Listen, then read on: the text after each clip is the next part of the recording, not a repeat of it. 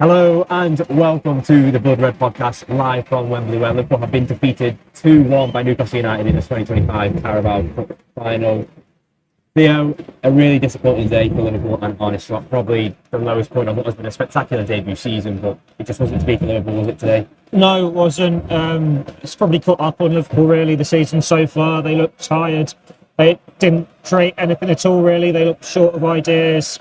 Newcastle just wanted it more. They've not won a domestic trophy for 70 years and they've got the experience of losing in the final 2 years ago. You could see how much it meant to them. They won every single battle. They are fully deserving League Cup winners today. I think Liverpool only had 2 shots on target.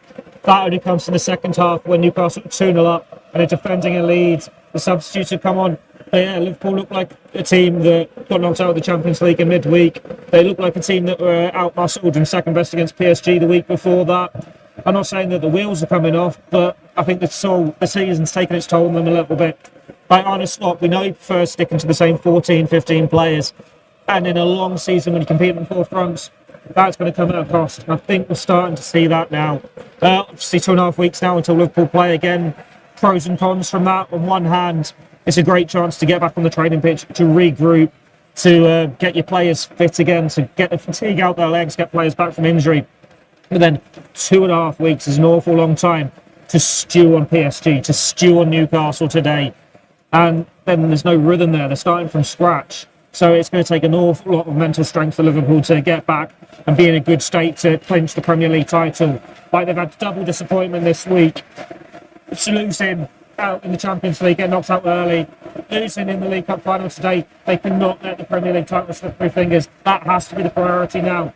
These are setbacks. If they let that go, that is absolute embarrassment. They've got to bounce back strongly. They're fighting over the Newcastle fans here. They're obviously been loving their day out. They've had a brilliant day. They've fully deserved it. They've been magnificent from start to finish. Watching the players and the managers still celebrate out on the pitch. So sorry if you can't hear us very well. My throat might really be creaking a little bit. We've just had Eddie Howe again. I don't know if you can hear us, but we just had Eddie Howe run towards the Newcastle end with the Carabao Cup. I mean, Theo, it's something that will sting with Liverpool, as you say, for a while. There's now a big gap until they play Everton at Anfield on April the 2nd. But there was, I mean, we'll start in the first half. I mean, some of the stats here, they didn't have a shot on target. They had 1 shot in total. They had the lion's share of possession, but they didn't really do anything with it. They looked for lethargic in wide areas. You know, we spoke on this podcast just before kick-off and we said, you know, the wide areas, probably the 2 fullbacks either side would be key in that battle. And, you know, Diaz up against Trippier. And, you know, there was a few balls, loose balls early on where, you know, he could have made them off. He maybe didn't. I think Trippier went through him once or twice. And the Newcastle fans, they really kind of latched onto every moment of that and kind of grew and grew, didn't they? And eventually, you know, Dan Burn gets the goal, which was just before half-time, just seconds before half-time, actually. There's some support marking. Dan Burn makes a run from the edge of the penalty area.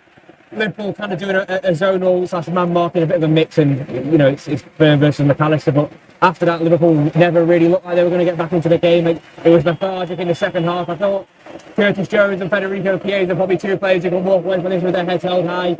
Harvey Elliott as well. Yeah, Jones comes on with half an hour to go. He changes the pace of the game. He's looking to move the ball as he always does. I mean, that's Curtis Jones' game to a T, isn't it? But, you know, there was nothing really there for him or his other teammates to feed off. And, you know, in the end, Newcastle make it 2-0. Isak scores the goal. I mean, as you said, on the proper form, probably the most dangerous number 9 in world football at the moment. It's a cross into the box and knocked down, and he's got a few yards, doesn't he? He just buries it into the corner. A great finish, but from a Liverpool perspective, to kind of have the most dangerous number 9 in world football lingering on the edge of the box with that much space, it's going to be disappointing, isn't it? And Liverpool struck back. You know, Chiesa got one. It was initially ruled out. That was with about 10 minutes to play, including added time, wasn't it? In added time, yeah. But, you know, Liverpool never really looked like getting anything out at that point. And if they were, it was going to be totally undeserved, wasn't it, Theo? Yeah, it was. Like, Liverpool didn't create anything at all, really, until those substitutes came on. The goals they conceded are poor goals to concede. I've no idea why McAllister is on Dan Burn. Dan Burn's like a 6'6" centre-back. When Liverpool were taking set pieces and putting balls into the box, Dan Burn was marking Virgil van Dijk, Liverpool's most dangerous attacking threat. Surely you counter that by doing it the other way round. So when Liverpool were trying to get back into the game, trying to make something happen from set pieces or crosses or whatever, Dan Burn was just heading it away with ease. And it's a really, really poor time to concede. He loses his marker, stroke half time. Liverpool were pretty woeful in that first half.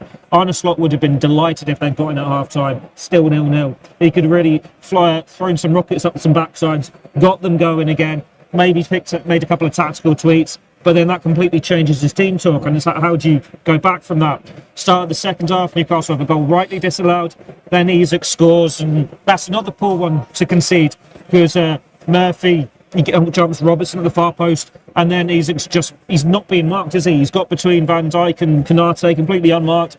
Easy volley first time. He is Newcastle's danger man. He is their star player, and he has got the goal that has won them this game. Whereas you look at Liverpool's star man, Mohamed Salah, didn't have a sniff, didn't have a kick, the same as he didn't against PSG. He's not finding form at the right moments. And you could argue even against Southampton when he gets the 2 penalties, he was quite large in the game. Yeah. And I'm not getting me wrong, we're not digging out Mohamed Salah. He's been a fantastic player, fantastic servant for Liverpool. But it's a difficult afternoon, and one players don't step up on the big stage. I mean, there's arguments whether it was the biggest game of Liverpool's week or not, whether it was the PSG or whether it was this. But at the end of the day, it was a cup final at Wembley, and there was too many players who didn't turn up today. As I say, we are live on YouTube, thanks to our sponsors NordVPN, so do get your questions in. We'll just run through a few of them there. Sean says, we were lethargic, the midfield lost almost every 50-50. We need to really mix things up in the last... We need to really mix things up in the next games, I presume he means. Nunes is not match fit, and that is the main issue with him. Yeah, I mean, the midfield, we kind of earmarked that beforehand, of Joelinton, Guimaraes and Tonali. The game back at St James Park in December, I thought that was one where they kind of stood out as the best in the league. They were so combative, weren't they? And Joelinton today was absolutely everywhere. Yeah. Left back, right back, centre half, wherever. He's geeing up the fans and geeing up his teammates. Guimaraes doing the same as well. I mean, what a signing he's been for Newcastle over the last couple of years, and he carried them through that, and you can see how much it meant to him. I mean, there was one point right before the end of the game where he tackled Robertson, and he kind of turned to the touchline and celebrated like a goal, didn't he? And it kind of up the decibel level in here once again. But Liverpool's midfield looked leggy, as they have done in recent weeks. As I say, Curtis Jones coming on did kind of turn the screw a little bit, but there was too many other players who just didn't, their touch wasn't right there. It was just very sloppy. I mean, for me, there was one moment late in the second half which really summed it up. It was, I think, Gravenberch had 2 men pressing him. He kind of beat the press, and he was moving up the pitch, but he just took a really lazy, heavy touch, and it went straight out for a throw. And that I think, there's a few sides over in Liverpool, and I think that kind of summed everything up. Theo, I will ask you, is there any worries about, parallels with this season and last season? It was, this time, it was a year ago tomorrow that Liverpool lost the FA Cup tie at Manchester United 4-3, and that was kind of earmarked as the moment where the legs kind of drained out of the Liverpool team, and they were a bit lethargic, and they kind of had a limp finish to the Premier League season. I mean, they are 12 points clear of Arsenal now. Both teams have played 29 games. Liverpool have Everton up at Anfield next. I mean, is there any now doubt creeping into your mind that Liverpool won't see this Premier League title over the line? It's hard to say, because obviously in the immediate aftermath of this game, you fear the worst, don't you? Same as after PSG, it's now a blip. But if your blip is 2 games and then you wipe that out again, everything's restored, it's fine. Liverpool should have control of the title race. 12 points is a considerable lead. They've got a number of players who have won the Premier League before. Even those that haven't in their squad have won honours before, whether it's McAllister winning the World Cup or winning things like Portugal, whatever. They've got a lot of experienced players. They haven't got too many injuries that are necessarily costly to them here. Like, obviously, you'd love to see Conor Bradley back from injury or Trent Alexander-Arnold back from injury and have a natural right back. Jarrell Quansah did all right today. It's not his fault. But I suppose, it's so hard, because how do you replace Trent Alexander-Arnold? And that might be a long-term issue for Liverpool. But it's just maybe that was it today. When you do need that star quality, and he's the one who can pick a pass. Well, we saw that when Elliott came on. Elliott was picking passes, just threading through, breaking those lines. He gets Jones in a couple of times. He gets Nunes in, and the shots don't quite come off. But that's that bit of quality they needed. I thought the pair of them, the thing I like about Elliott and Jones is, whether it be as a collective or individually, they always look to change the angle, don't they? They move the ball around the box quickly. And Elliott especially, he loves that little clipped cross to the back post. And we didn't see loads of that today, but we saw him changing the angle. As you say, there was one way, I think he slipped in Jones took it on the turn and fired it over on another day. Which one of them played in Chiesa? Was it one of those two? It might have been. I'm not quite sure off the top of my head. But we'll just run through some. Yeah, Elliott got the assist for Chiesa. That doesn't surprise me. No, I mean, Elliott, Chiesa and Jones, probably the 3 We players. need to see more of Harvey Elliott in the final weeks of the season. Like when he's come on and he's been given proper game time on the pitch, I mean, you look at he's Brentford, he's making an impact. He is this player that can find those gaps in the final third. And this is Liverpool's issue. They've got a very good starting 11, but they've got a very good bench as well. So rotate it up a bit. Don't just go on paper, the star trio of Gravenberch, Szoboszlai, and McAllister is the best. We will play that every week. We will run them into the round.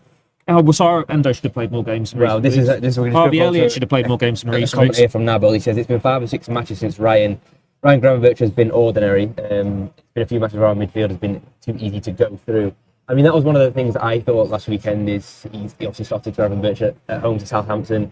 And ahead of the week Liverpool had, I mean, you know, on the one hand you could argue that it's rhythm and it's, you know, I think that's what Slot likes. He's referenced that, hasn't he? You know, I think it was after one of the Champions League games, it might have been the PSG game, was it? He said, you know, if there was more time between that and the next game, he would have gone with the same 11. So we know that he likes a small squad. But, you know, you're looking at players like Wasaro Endo who haven't let Liverpool down, not this season, but even last season, you know, when he played, I mean, he put in a brilliant performance here. He's one of the reasons they won it last year. Exactly, you know, unbelievable.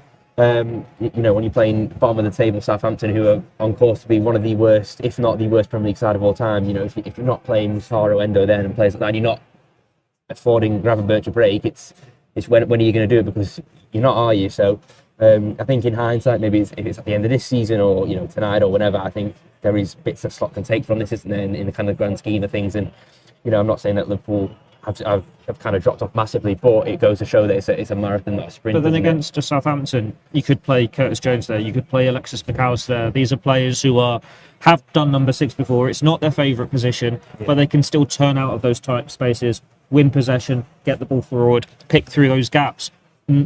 Maybe that is something you should consider, but it's so easy to say this in hindsight. The big task for the head coach now, because it is 2.5 weeks, what condition are some of these players going to be in? We always knew they were going to be leggy today because they had to play so much in midweek. A gruelling 120 minutes where McAllister comes off at the end of 90, Szoboszlai 105, Gravenberch plays 120. When they've been looking leggy a few weeks before, it's similar to, say, 21-22. They put in the performance of their season here in the FA Cup semi-final against Manchester City. And then every game after that felt a little bit of a slog. And they got less and less energy as it went through until they ran out of speed. Made very hard work of it. Made hard work. And we've seen that since the trip to the Etihad. Like, granted, they didn't have much of the ball in that game, but they defended so well. It was a good performance. They took their chances. They were clinical. We've not seen that side of them since. And there's been a few sloppy areas in that time. There You has. think of the goal against Southampton, you think of the goal against PSG. I mean, in terms of, you know, Alisson Becker and All the saves he had to make in Paris. Well, exactly. But you think of, you know, their basics, weren't they? It was basic communication with Van Dijk for the goal that Will Smallbone scored at Anfield, and the one that Dembele scored in midweek. It was, you know, basic. It's kind of bread and butter, isn't it? But when you're lethargic and you may be going for a ball, you're not sure. It's all kind of all plays into one, doesn't it? But it's part of the learning curve, isn't it, for Arne Slot? He has come from the Netherlands, where he only competes for 3 honours. Feyenoord, one of the biggest teams in the Netherlands, they're going to beat absolutely everyone with ease, apart from, Ajax, PSV Eindhoven, maybe AZ Alkmaar. It's a simple league. He's addressed that himself during the season. They don't have 2 domestic cups. They're not going to get as far in European football.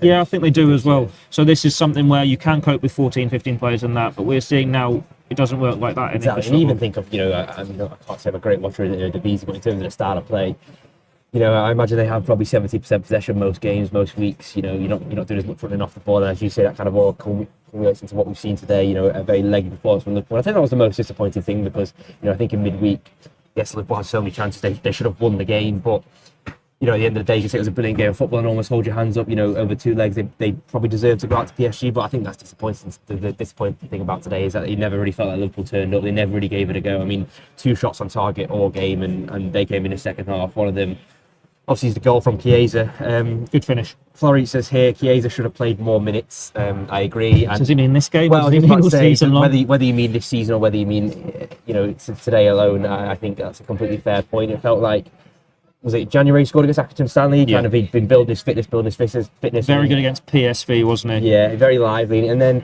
you know, one of those games kind of dried up, and he started at Plymouth as well. And one that And he was awful in that game. Yeah, but there were so many players, and I suppose when you I think rotate this is so his heavily, first appearance since Plymouth. Yeah. So, you know, since those opportunities have dried up, I mean, you imagine Slot will probably plan to play him in the 5th round as well, and next weekend or whatever in the next round.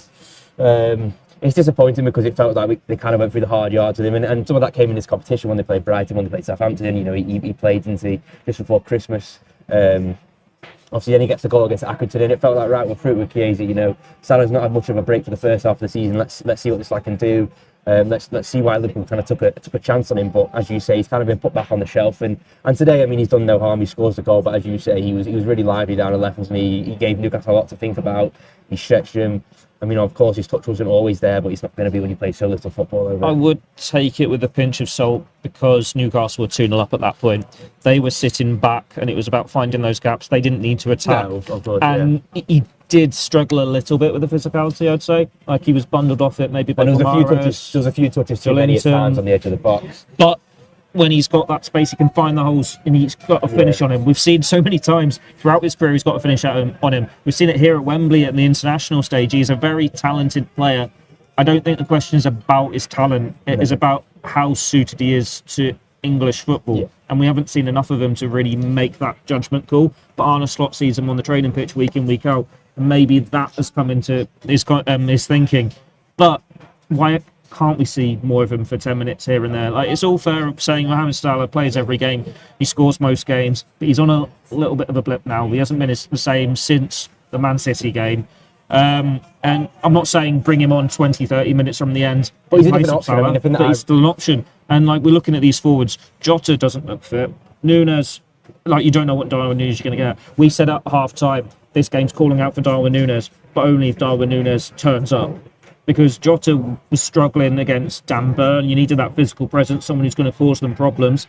And Nunes came on and he did very little. It took the midfielders to come on and actually do something. So maybe Chiesa would do a little bit more there, but then he's more that mould of Jota. He's not going to have the match fitness there. No, we know Gakpo's not got the fitness because he's only just come back from injury. Diaz is in pretty poor place in terms of form. Salah's dropped off a little bit as well. So it's a big ask to go, oh, we have to turn to the sixth forward now to save it. This is why the conversation is, what are Liverpool going to do with the front line in the summer? Because you could stake a claim for Gakpo being the only one realistically that you can say hand on heart is definitely at the club next season. I mean, now, the other five aren't going to go, but there's a reason why you're looking at Isak more and more each week going, you'd love Liverpool to make a move for him.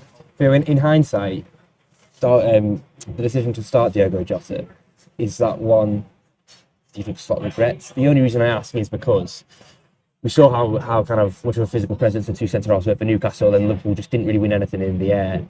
I mean, if you're a Newcastle centre-half, you have to deal with Darwin Nunes for an hour, and then Jota comes on, you know, maybe there's a bit more space. I mean, there was one pretty much just straight away when Nunes came on, and he dropped to him in the box. Oh, I think it was an area, and he tried to take a touch. Whereas I feel like if that was Jota, I mean, whether Jota would have been in that position or not is a completely different argument. But hypothetically, if that had fallen to Jota, you feel like he would have taken. How many times have we seen him take that first time?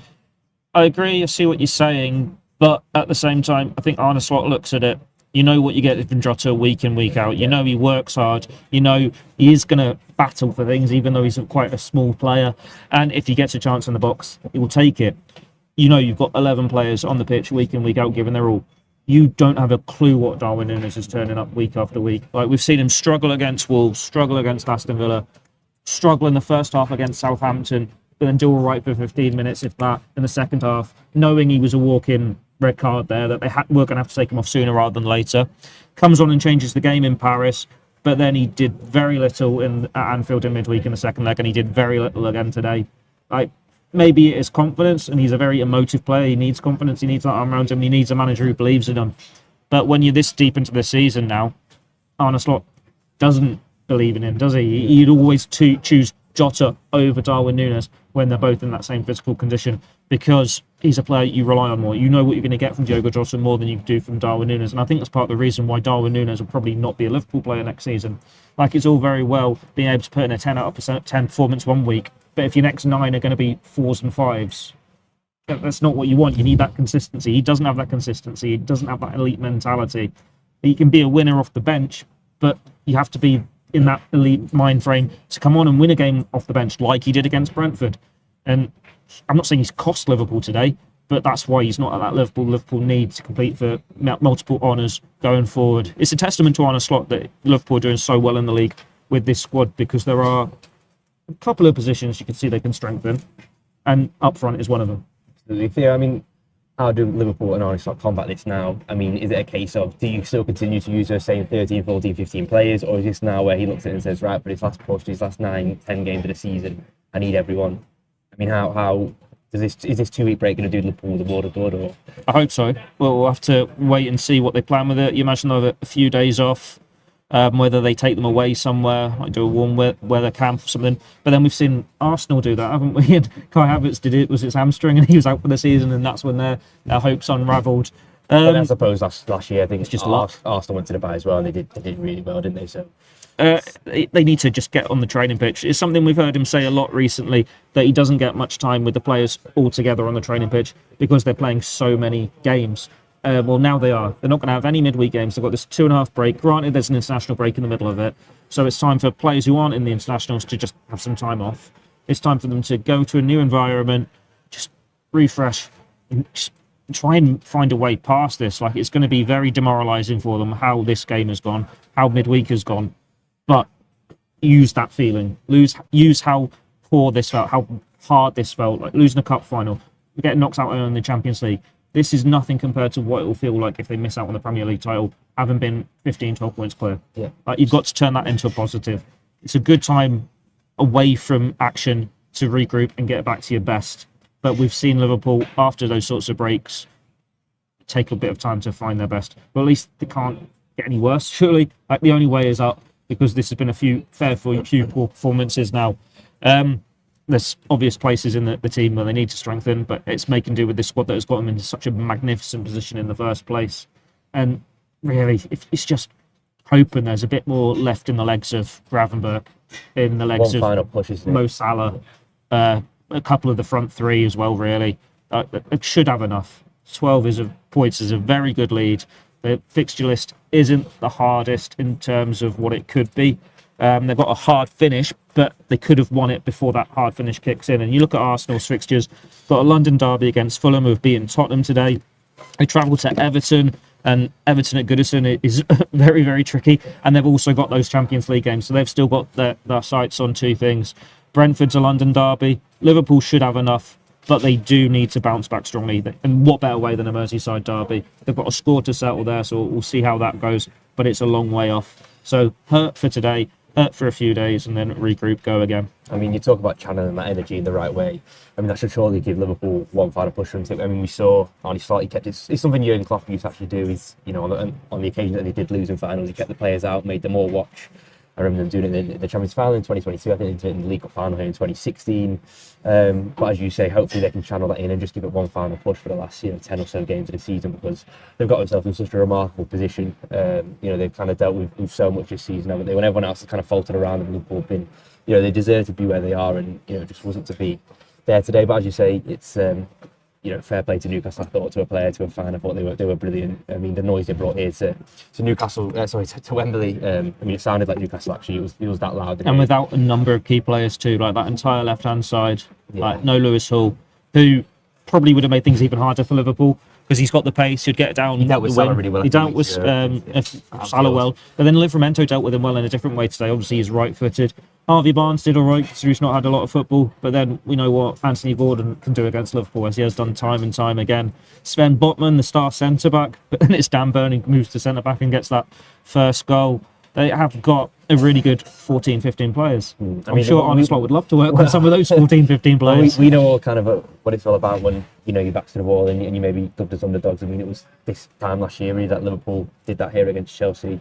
They went into the game with so many players out, Salah, Szoboszlai, a few others, Trent as well. And then obviously Gravenberch went off in the game, didn't he? And a few others, pulled up, whatever, and they went into extra time with so many kids on, and that's just, I suppose, the power of Wembley, of being down here and being spurred on, as cliche as it sounds, by the 12th man. But Theo, I mean, that's going to be all for it today from Wembley. Liverpool, not the champions, not retaining the Carabao Cup, but hopefully, fingers crossed, there'll be trophies for Liverpool to celebrate in the next couple of weeks. We'll be bringing you all the full reaction over on the Liverpool Echo website, and there'll be a Blood Red podcast, I believe, tomorrow afternoon from the Echo HQ. So thank you for tuning in. Until next time, goodbye.